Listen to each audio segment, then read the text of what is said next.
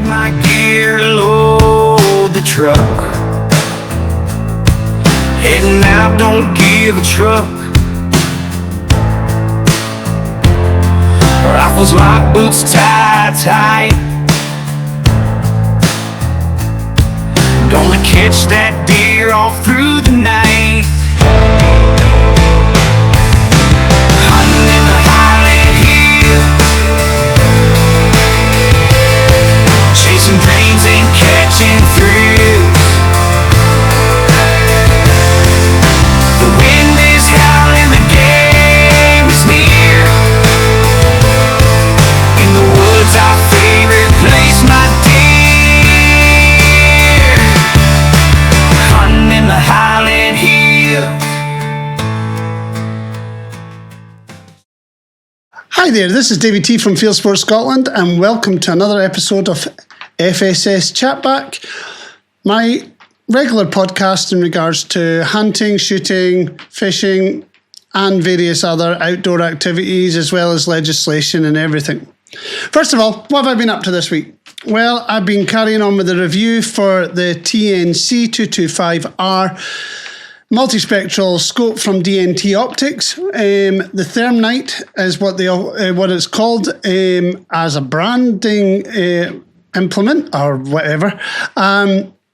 Is a fantastic multispectral scope that is around about £900, and I have been testing it on the 243, had it on the 270, had it on the 223, but mainly been using it on the 243.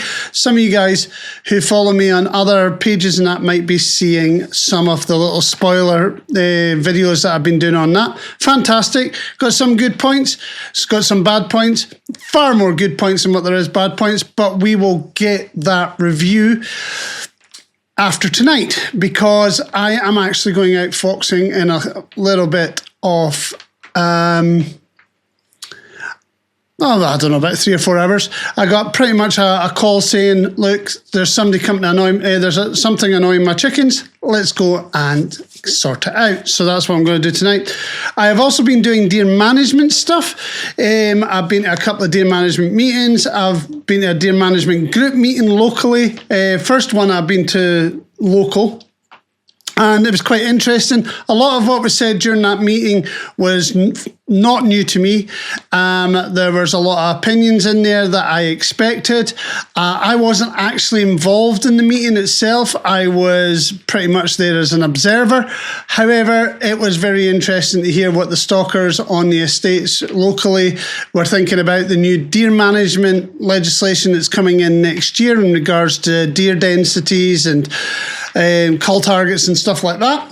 A lot of it, as I said, I'm not surprised. I'm having to work alongside those regulations now for a long, long time, because I've been working in forestry and I've been working over habitat restoration. As you see, I've got the camouflage stuff all set up, ready for tonight and airing out, but the weather has just turned absolutely awful. It's been raining for the best part of about an hour or two now, so we're going to see how well I get on tonight. It's probably literally going to be sitting in the truck for most of the night. Might try a bit of calling later, might try a few other bits, but hey. I also, people out there would have noticed that there is a new Basque survey out in regards to deer management and how people want deer management to go. Look, I'm going to be honest, I've filled it in, I've given my view. Many of you guys out there already know what my view is. I'm not adverse to doing culls. I understand the reasoning for it in regards to habitat management and environmental restoration and stuff like that, as well as tree plantations and stuff like that. But a lot of the stalkers that were at the meeting the other day, they're not really too keen on the new plans that are being put out. If you are a member of Basque and you're filling in that survey, try and be as honest and as pragmatic as possible. Remember, this legislation is going to come in. It's not going to be stopped. It is pretty much, I don't feel it's going to be stopped. So we need to get out of it what we need to get out of it and actually come to a more common ground in regards to deer densities, culling and stuff like that. There might be a case, there might be an argument to stop estates from doing supplement feeding in the wintertime, but that's a topic for another day. Couple of things I have noticed in the news in regards to firearms and ammunition and stuff. Alliant powders are carrying on with this thing where they're not giving out powders to the public. It's only going to be for military use only.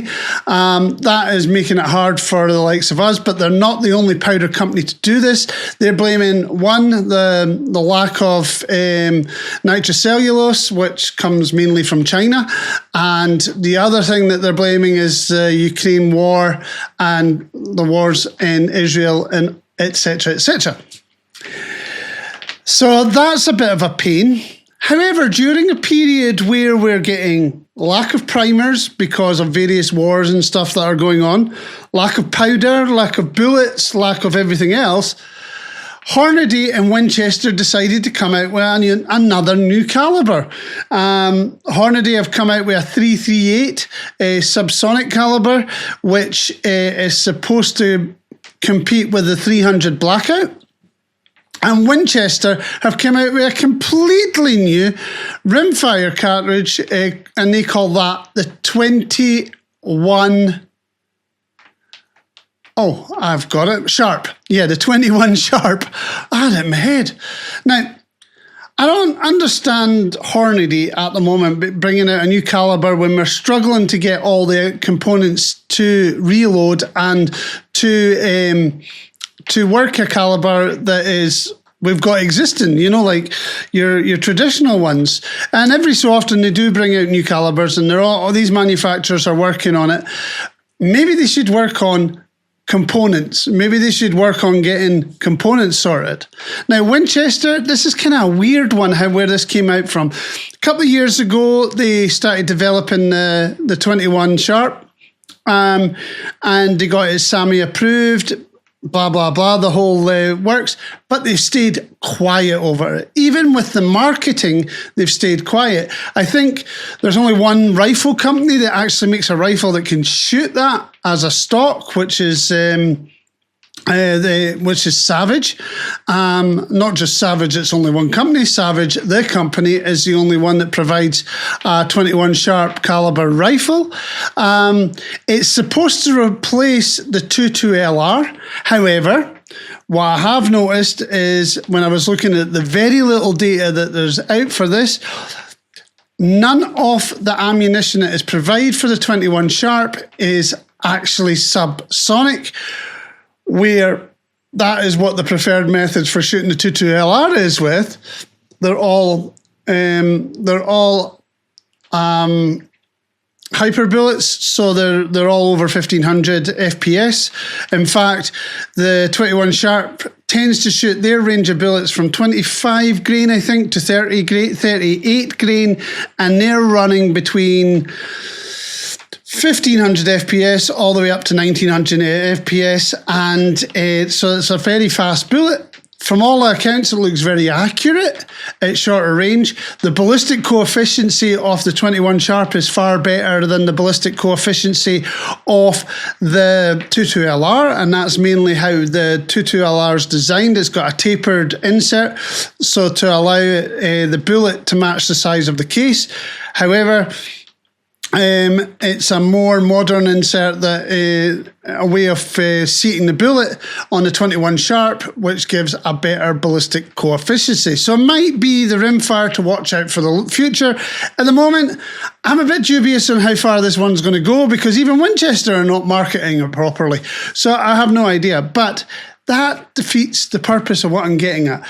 It seems a bit weird that these companies are bringing out new calibers in regards to the firearms industry, but we cannot get components for these calibers anyway, or for the existing calibers we have, never mind new calibers.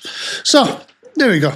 Don't get me wrong, I am off. For one, I got excited when the 6.5 Creedmoor came out. I really like the 6.5 Creedmoor. Low recoil rifles are the way to go. That pack heavy punches, shoot big bullets. 6.5 PRC, I'm excited about getting one. I think I've sourced one, which is fantastic. And even the 270 and things like that. 270 doesn't really have a high ballistic coefficiency, but we are running like big bullets, 140 grain bullets on your 6.5s. And to be fair, low recoil rifles that have come out over the last 10 years, 10, 15 years, such as the 6mm ranges that run all the way from Grendels to PRCs now or whatever, Creedmoors, 6.5s. There's a huge variant of them that are fantastic long range. So there is that mid-range calibers are looking very healthy and very, very capable for even big deer. So it is fantastic. I do get excited when I hear about these new calibers, but at the moment I can barely get the components I've got. In fact, I was looking at prices the other day there on a receipt that I had where I was purchased Sierra bullets back 2 years ago, 2.5 years ago.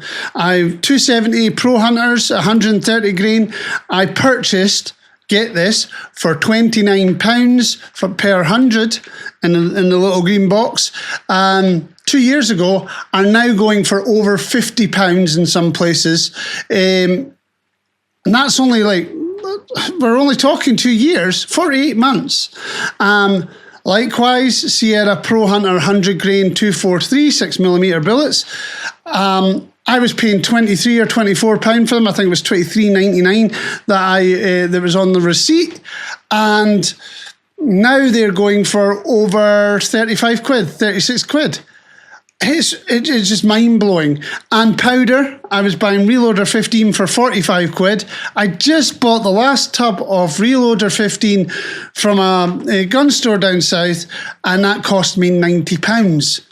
And that's not including postage. And that's for a pound tub. You know, we're not talking a kilo tub, we're talking a pound tub. So the market is getting very, very, very tight when it comes to this. So there we go. That's kind of the news. There's a couple of new calibers that came out in the last couple of weeks. There's new stuff going on in regards to the legislation. There is going to be no change. I think a lot of people thinking the Green Party was not going to be involved with the Scottish Government anymore, that these things would change, but obviously it didn't. So there gets me to the point I'm going to talk about tonight, actually. I'm going to talk about where the future lies in regards to all of this. Because it's really, really difficult to see where the firearms industry, the deer stalking industry, and country sports as a whole is going to go in the future. Especially if we get more and more conflicts in the world where components for firearms and components for ammunition is going to be very, very difficult to obtain. We've had this now for a very long time. It has been going on and on for, we're talking near enough 10 years now, where the price of firearms and the price of ammunition has just started to skyrocket through the roof. And when you rely on this industry to be stable for your employment, for your professional status, it becomes very, very difficult to be able to do the job that you want to do.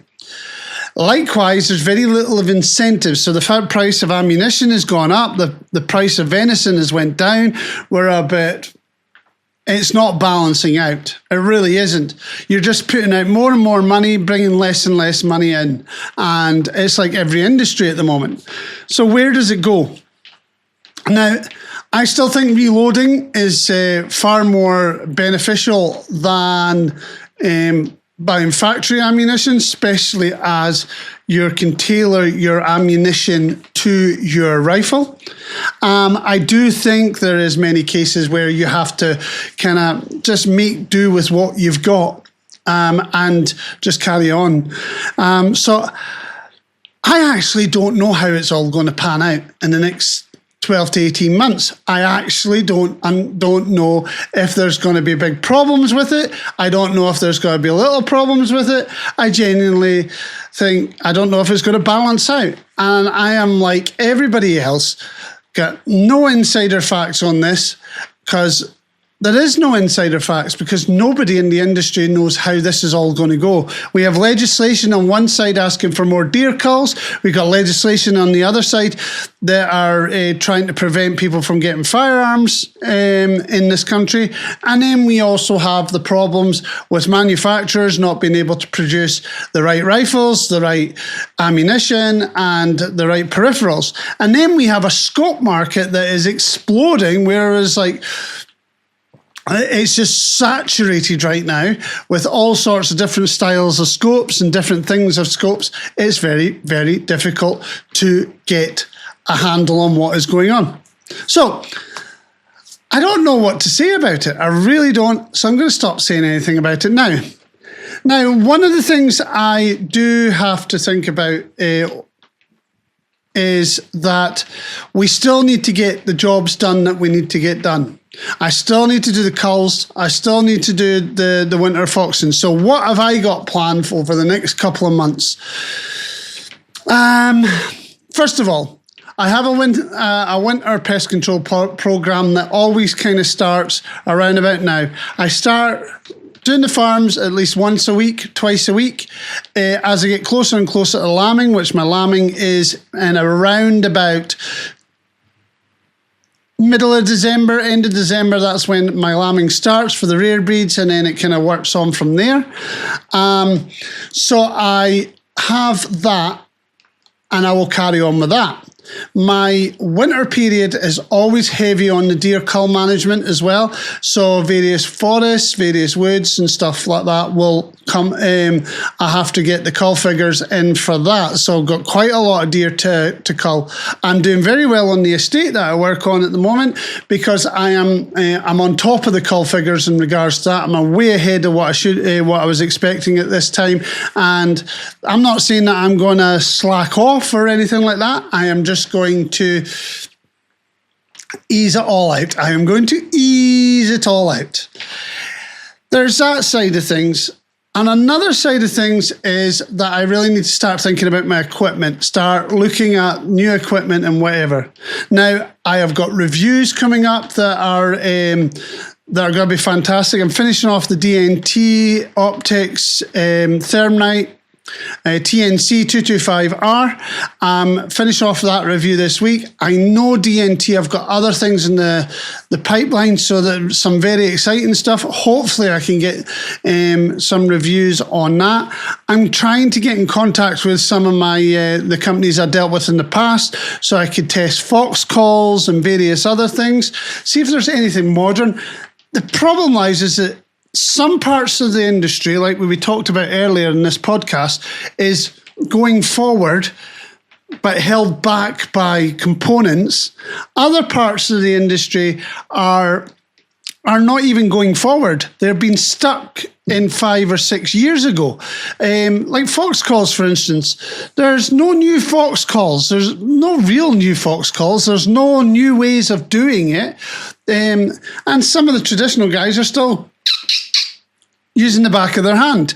So, and often, as you'll see in my videos, especially in my DNT Sternite video, I do still rely on the back of my hand sometimes, just to squeak them in. And that's where it gets problematic, is that other parts of the industry are not reinventing the wheel because there's nothing to reinvent. And other parts of the industry are attempting to reinvent the wheel and not realizing there's nothing to reinvent. We just need to produce what we've got just now and try and work out everything out. It's a very, very strange time. I did come on this show tonight and thought, well, I'm going to talk about a heap of stuff, but I just didn't want to bombard you with loads and loads of information. Last week's podcast I did on thermal scopes, its safety and things like that, and I still stand by a lot of that. And that was a very well accepted video, and I got a lot of likes, and there's a lot of people that commented positively over that. And I do like the fact that people have their own opinions over this. So in regards to the new deer culls, I'm wondering what everybody's opinions are out with the shooting estates. You know, that I understand that they don't want to do huge culls. They're being asked to bring their deer densities down to around about 12 and a half per kilometre square,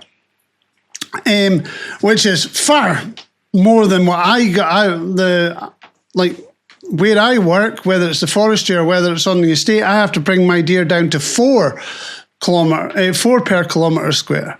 Now, I can understand the difficulty in the size of their properties. They've got huge sizes, but their culls are quite small. In fact, around many of these big properties that are over 20,000 acres, I'm culling more than what they are, and I'm only culling on 1,500 acres. So what's the ideas for the future? And I'm going to be honest, I don't want to hear people saying, oh, the best way to reduce numbers of deers is chemically castrate them and stuff like that. No, that's called eradication. That is not culling. That is not bringing anything down to a sustainable level. That is killing for the sake of killing. Then you're basically chemically destroying a huge population of deer, and that will never recover from that. Then you have the